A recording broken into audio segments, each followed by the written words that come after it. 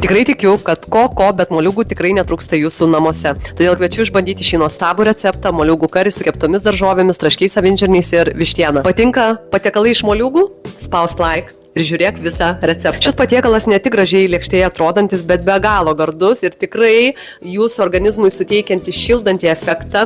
Daug spalvų ir vertingų maistinių medžiagų su šiuo patiekalu gausite. Turėjau konservuotų avinžirnių, juos nusausinau, dėjau į skardą ant kepimo popieriaus, dėjau šaldytus brokolius, gali dėti ir šviežius, dėjau kalafiorus šviežius, gali būti ir šaldyti. Viską apšlakščiau alyvuogių aliejumi, dėjau mėgstamus prieskonius, pakepinau vištienos krūtinėlę ant alyvuogių aliejaus, truputį druskytės, pipiriukų, ciberžolės, o moliūgą supjausčiau gabaliukais, apkepinau, pyliau verdančio vandens, paviriau, kol moliūgas suminkštėjo, nupyliau dalį vandens, sutryniau iki vienalytės masės, įdėjau grietinės, keletą šaukštų, dar truputį pakaitinau ir į lėkštę pirmiausia pyliau moliūgų karį, tuomet dėjau mėgstamas daržovės, vištienos krūtinėlę, o pabaigoje prieš tiekiant gali uždėti juodųjų sezamų, gali papildomai pagardinti mėgstamais prieskoniais. Patiekalas tikrai patiks tau ir tavo artimiesiems. Parašyk komentare, ar norėtum daugiau patiekalų iš moliūgų. Nori ne tik tai receptų, bet nori subalansuoti kūno svorį. Kviečiu tave įsigyti